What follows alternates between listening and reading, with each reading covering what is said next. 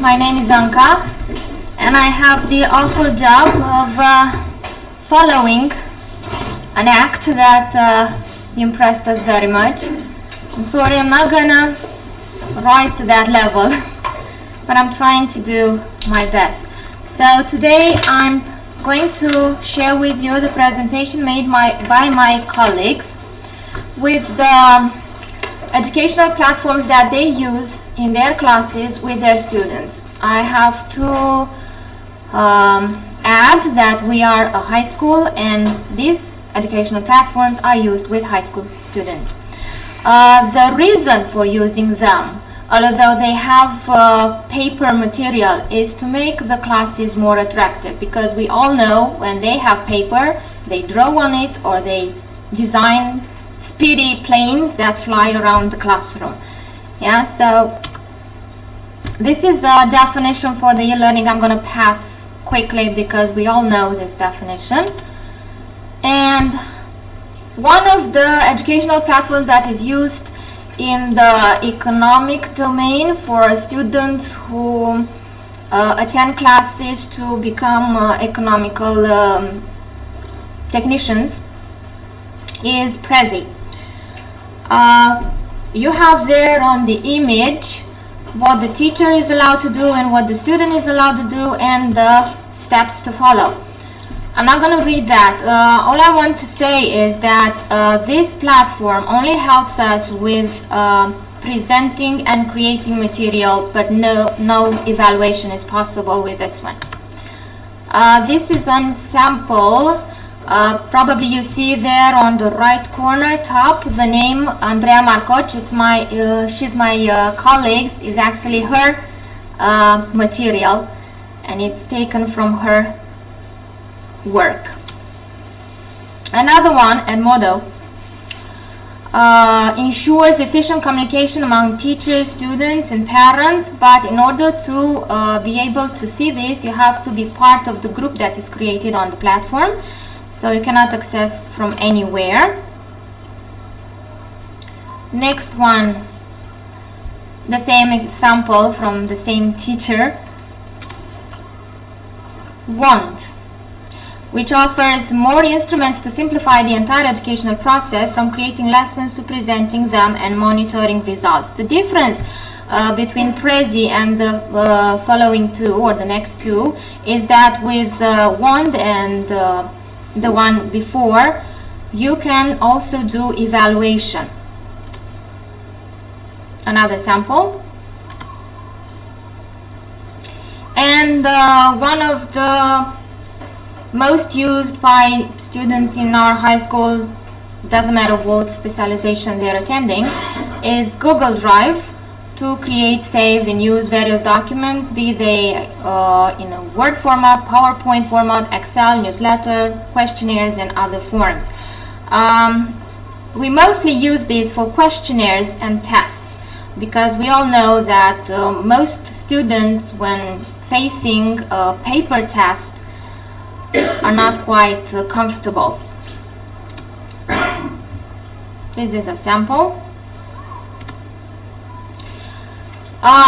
Maybe I should add the fact that in certain specialization, in certain modules, we do not have a real textbook. We have to create material. We have to search for information and organize it in such a way as students find it attractive and understandable. In other subjects, there are textbooks designed by the ministry, which we may or may not use. That depends on how much we find it useful. The electronic department has started using since 2007 a platform devised by the Cisco Academy.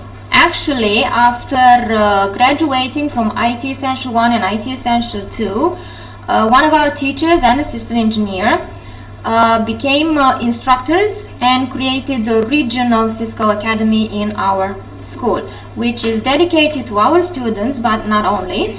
The difference being that our students can attend these classes freely. So far, 12 generations of students have graduated courses IT Essential 1, IT Essential 2, and more recently CCNA 1 and CCNA 2, which deals with networks mostly. The classes are held on the Academy's website, www.netacad.com, which is an educational platform but also a commercial one. The courses are based on visual, logical, auditory, and solitary types of studies. For visual students, students who learn more visualizing materials, this platform contains lessons both in English and Romanian and some other languages. They are presented and explained by the teacher in the classroom, who stresses the key competence for each module, but the student has the possibility to reflect on it at home, to access the platform from home, and to study in their own environment the information that they have to acquire. At the end of each module, they can check themselves by taking quizzes. During the classes at school, the teacher activates the exam for each module, the assignments as they are called. And for about an hour, online, students are tested. The results are automatically introduced in an electronic register, which is presented on this sheet. And for each module, there are video labs which show how everything works for a better understanding of the material. CCNA 1 and CCNA 2 have games called Cisco Packet Tracer, which simulate design, configuration, and functioning of a local network. Each module exam can be taken for maximum 3 times, and to pass it you need to get 70 points out of 100. During the exam, the students can access the course information and everything the teacher has previously taught. In extreme situations, if the student is sick or has a disability and cannot take the test in the classroom, the teacher can activate the exam and the student will take it from home. Logical type of studies. The information on each module is strongly connected logically, and to pass the exam, the students need to follow all the logical connections. The supporting labs on www.netacad.com are audio-video presentations meant to catch students' attention and help acquire information. And of course, the teacher talks to the students and explains during practical activities. Actually, in IT Essentials 1 and 2, for example, they can take a computer apart and put it back according to the information they gathered from the course. Solitary studies. The students can study at home alone with the materials online, and they require an account for each student. That is, they have an ID and a password to be able to access the platform. Cisco IT Essential 1, CCNA 1 and CCNA 2 can act as additional material to the 11th and 12th graders, and can be done in class as a means of teaching and self-evaluating and evaluating, for example, in case of students attending the specialization IT operator technician. So these actually replaced the curricula and now are taken by all students in the 11th and the 12th grade. Cisco offers certificates of graduation which are internationally recognized, and you have a sample here. Of course, in order to get the certificate, they have to pass each and every exam, to take a feedback quiz at the end. Otherwise, they won't get the certificate. The materials can be accessed also from our college's website, and you have here a sample: ipttic.ctcnvk.ro or portal.ctcnvk.ro, which contains summaries of the courses.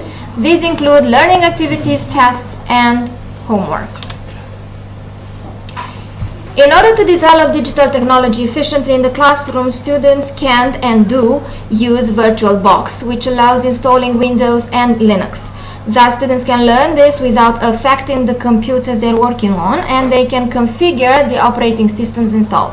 Students work with Windows 7, 10, and Linux, Fedora, Ubuntu, or with Windows servers, Linux servers. In the end, the students acquire the necessary skills of a network administrator, so they can go and work in a company as a network administrator. To design, draw, and simulate electronic circuits, students can use ORCAD, Eagle, PSPICE, Multisim. These teach students to draw analogical and digital circuits, simulate their functionality, and visualize variations of waves of current and tensions. For example, the module communication system and means for the 11th grade offers through the Multisim program the possibility to visualize the signals modulations in frequency and amplitude by allowing students to design numerous electronic circuits, such as in the examples that you can see here. And now some general ideas. The traditional conservative training assessment system practiced in Romania shows that education is at the end of the road because it does not take into account technological progress that affects social dynamics and does not treat learning as an interdisciplinary, intradisciplinary, and transdisciplinary process. The absence of a coherent strategy in labor training results in oversized social costs and a lack of clear performance across all sectors of activity.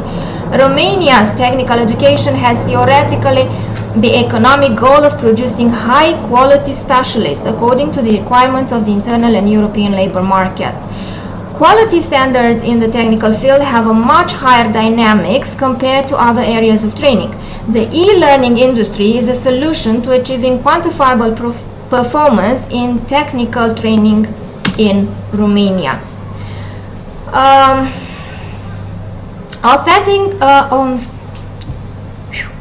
Authentic assessments often include an element of reflection. While some instructors may not consider reflection activities as assessments, they can promote self-assessment and transfer of learning. Assessments can include reflection and promote the expression of how students' personal goals and values intersect with the course content, asking learners to identify what they learned, how they learned it, and how this new knowledge can be applied nurtures metacognition, which promotes critical thinking, lifelong learning, and skill in problem solving. And this is where these platforms come and help. You've seen on Wednesday that we use another platform called the Moodle. It is used at the institutional level, and it was designed by one of implemented by one of our IT technicians. And these are some of the things that you can see on this platform: the activities section, the administration section, the course section, and a sample of a lesson that was done using this platform. You see here the results of a test they've taken with this and what they created.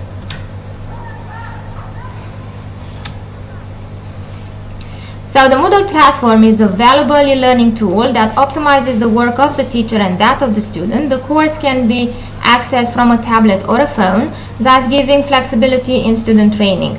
Teachers have the opportunity either to leave comments on the subject or to organize discussions groups between members of the same group on a subject. Therefore, this platform is distinguished by its high level of interactivity. And final conclusion, the teaching process is student-oriented and can be done in a virtual location. Educational resources are available on the web at all times. Students benefit from a tutor, a moderator, or instructor, that depends on how you would like to call it, who plans the group's activities, debates these courses in asynchronous conferences like forums and blogs, or synchronous like chats and virtual classrooms, offers resources, evaluates completion of tasks, and sets goals. Through interaction and cooperation, the participants group in a virtual community during and after the completion of the course. The course materials are static, prepared by the tutor together with a specialized team, but they can be also dynamic, sustained by the interactions among the participants, by suggestions, comments, and added resources. Most e-learning platforms allow monitoring of activities and some even simulations, audio interactions, videos, group works.